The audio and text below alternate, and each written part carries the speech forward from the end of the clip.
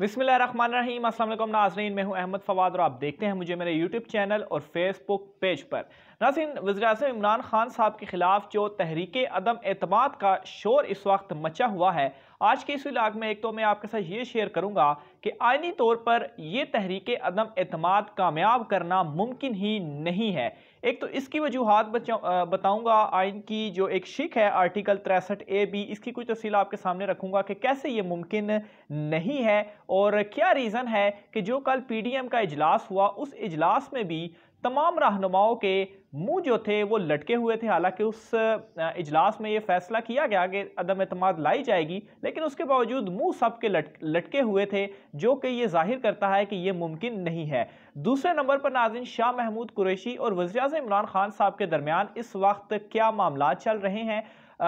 जो एक तो उनकी वजारत को नंबर जो है वो टॉप 10 में नहीं लाया गया और वैसे भी काफ़ी उनके हवाले से चीज़ें जो है वो सामने आ रही हैं। कुछ इस हवाले से तफसीलात इकट्ठी की हैं, वो आपके साथ शेयर करूंगा। और तीसरे नंबर पर नाज़रीन, काफ लीग को क्या पेशकश जो है वो की गई है, जिसकी वजह से काफ लीग भी और दूसरे नंबर पर MQM भी वो गौर कर रहे हैं। और दूसरा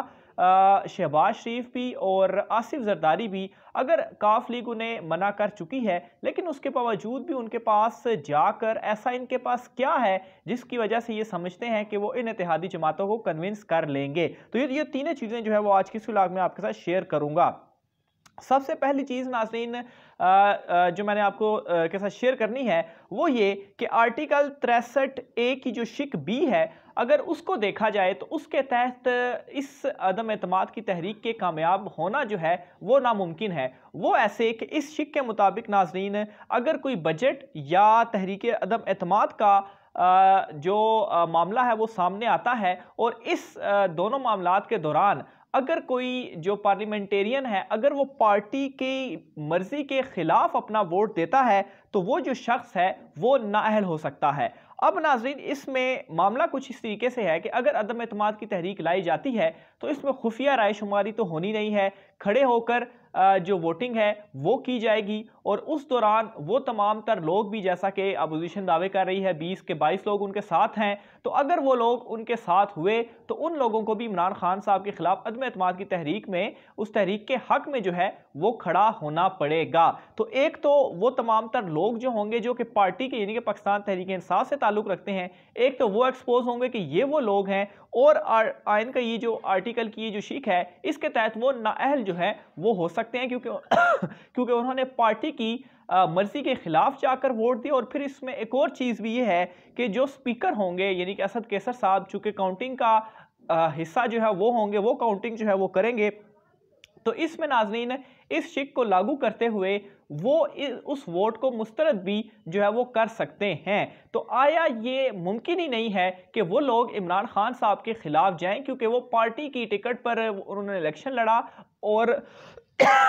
माफ कीजिएगा, और पार्टी को जो है वो इस वक्त रिप्रेजेंट कर रहे हैं, तो पार्टी के फैसले के खिलाफ जो है वो नहीं जा सकते। एक तो ये चीज़ हो गई। दूसरे नंबर पर नाज़रीन, इसी वजह से मौलाना फजल रहमान की जानिब से कल शायद ये कहा गया कि वो इंडिविजुअली नहीं जाएंगे, वो पूरे जिस तरह से काफ लीग या MQM वो पूरी जमातों के पास जाएंगे। और इसी वजह से इत्तेहादी जमातों के ऊपर भी जोर लगाया जा रहा है, क्योंकि उनकी तो जाहिर सी बात है वो तो अलहदा पार्टीज हैं और इत्तेहादी जमातें हैं, तो उनके ऊपर ये इतलाक जो है वो नहीं होता। अब नाज़रीन, काफ लीग को जो सबसे बड़ी पेशकश की गई है वो ये है कि आसिफ जरदारी और शहबाज शरीफ, इन दोनों की जानिब से काफ लीग से ये कहा गया है कि अगर इमरान खान साहब को हटाया जाता है तो जो नया वज़ीर आज़म होगा वो आपकी जमात का होगा। आसिफ जरदारी और शहबाज शरीफ ने पहले एक दूसरे को ऑफर्स की, यानी कि शहबाज शरीफ ने पहले कहा, नाम लिया खुर्शीद शाह साहब का कि वो वज़ीर आज़म हो, और आसिफ जरदारी ने शहबाज शरीफ को कहा, दोनों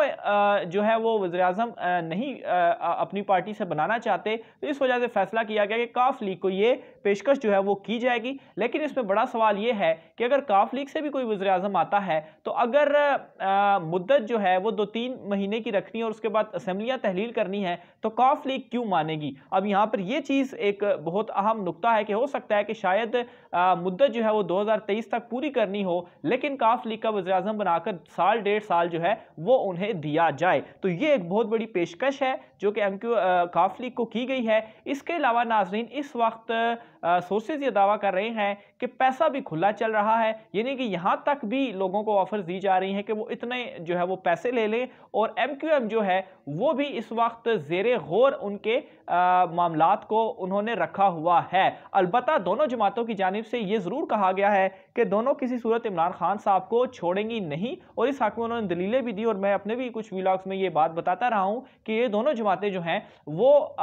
इमरान खान साहब के खिलाफ नहीं जाएंगी। लेकिन उसके बावजूद भी पीपल्स पार्टी और नून लीग भरपूर कोशिश कर रही है कि वो किसी तरीके से काफ लीग को या MQM को अपने साथ मिलाए और अदम एतमाद की तहरीक को जो है वो कामयाब बनाए। तो ये होगी दूसरी खबर। आखिर में नाज़रीन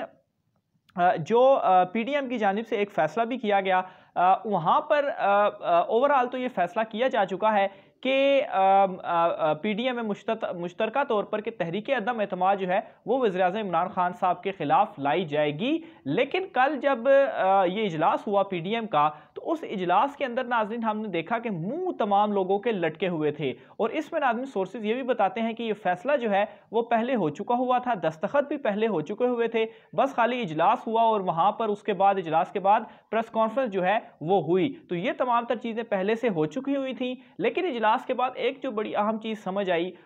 उसमें तहरीक अदम एतमाद के हवाले से कहा गया, लेकिन ये नहीं बताया गया कि तहरीक अदम एतमाद जो होगी वो किसके खिलाफ लेकर आई जाएगी। असद कैसर साहब के खिलाफ लेकर आई जाएगी, यानी कि स्पीकर कौमी असम्बली या वज़ीर आला पंजाब उस्मान बुज़दार या वज़ीर आज़म इमरान खान साहब के खिलाफ, और दूसरे नंबर पर वक्त के हवाले से नहीं बताया गया कि तहरीक अदम एतमाद कब लाई जाएगी। लेकिन जो अहम इतलात हैं वो यही है कि 22 फरवरी के बाद, यानी कि इस माह के आखिर तक जो तहरीक अदम एतमाद है उसकी इस वक्त पेशन गोई की जा रही है कि ये जो तहरीक अदम एतमाद है वो जो है वो लाई जाएगी। तो इस वक्त नाज़रीन ये तमाम तर मामलात चल रहे हैं। आखिर में शाह महमूद कुरैशी के हवाले से भी कुछ तफसीलात मैं आपको बता दूं तो गुज़श्ता दिनों वज़ीर आज़म इमरान खान साहब की जानिब से बेहतरीन कारकर्दगी दिखाने वाली जो वजारतें थीं, उन की जो वज़रा थे उनमें कारकर्दगी की जो असनाद थी, जो सर्टिफिकेट्स थे वो तकसीम किए गए, और उसमें जो टॉप 10 वज़रा थे उनमें ये सर्टिफिकेट्स तकसीम किए गए। मुराद सईद साहब जो कि नंबर 1 थे, उनको जो है वो काफ़ी सराहा गया, और उनके खिलाफ खैर मीडिया में कल वो G4 गरीदा का जो एक प्रोग्राम था उसमें काफ़ी जो है वो चीज़ें भी हमने देखी कि किस तरह से दो मानी जो बातें थी वो भी की गई मुराद सईद के हवाले से, जो कि मेरे ख्याल से काबिल मुज़म्मत भी हैं। और दूसरे नंबर पर नाज़रीन शाह महमूद कुरैशी जो हैं वो इस मामले को लेकर जो उनके करीबी ज़राए हैं वो ये बताते हैं कि वो काफ़ी नाराज़ हैं इमरान खान साहब से, क्योंकि वो ये समझते हैं कि इस दौरान गुज़श्ता जो 3 साढ़े 3 साल गुजरे हैं, इन 3 साढ़े 3 साल के अरसे में वज़ारत ख़ारजा की जो कारकर्दगी है वो बहुत बेहतर रही है। OIC का इजलास हो, आलमी सतह के ऊपर जो है वो मामलात हों मुख्तलिफ ममालिक के साथ, तो इसमें वज़ारत ख़ारजा का बहुत अहम किरदार जो है वो रहा है, और वज़ारत ख़ारजा का टॉप 10 में भी शामिल ना होना, ये जो है वो काफ़ी उनको बात जो है वो अच्छी नहीं लगी, जिसकी वजह से जो नाराज़गी है वो एक मौजूद है इमरान खान साहब के हवाले से उनके दरमियान। तो बहरहाल दूसरी जानिब वज़रा इसको इस तरह से भी देख रहे हैं कि मुकाबले की फ़िज़ा जो है वो पैदा होगी, लेकिन ओवरऑल देखा जाए तो ये कदम शायद उस तरह से बेहतर नहीं था कि जिस तरह से अब अगर शीरी मिज़ारी साहिबा की बात की जाए तो वज़ारत इंसानी हकूक़ 5वां नंबर उनको दिया गया। बहुत सारे लोगों की इसके ऊपर भी रिजर्वेशन है कि उन्होंने ऐसी क्या कारकर्दगी जो है वो दिखाई, और फिर ये जो कारकर्दगी वज़रा के दरमियान जो सर्टिफिकेट तकसीम किए गए, ये आखिर इनको नापने का पैमाना क्या था। तो ये बहुत सारी रिजर्वेशन थी भी, लेकिन खैर ये कोई नाराज़गी ऐसी नहीं है कि जिसको लेकर ये कहा जाएगा कि बहुत बड़ी बगावत जो है वो इस वक्त पाकिस्तान तहरीक इंसाफ में हो चुकी है। इस वक्त तमाम तर जो कहें इत्तेहादी जमातें हैं या दीगर भी हैं, वो इस वक्त वेट एंड सी की पॉलिसी के ऊपर अमल पैरा हैं। देखते हैं मज़ीद जो है वो अपोजिशन जमातें जो हैं वो कब तहरीक अदम एतमाद लेकर आती है, और इन तमाम तर मामलात को इमरान खान साहब किस तरह से टैकल करते हैं, ये भी बहुत एक अहम चीज़ होगी। अपनी राय का इज़हार कमेंट बॉक्स में लाजमी कीजिएगा। आज के व्लॉग से इतना ही, मुझे इजाज़त दीजिए। अल्लाह हाफ़िज़।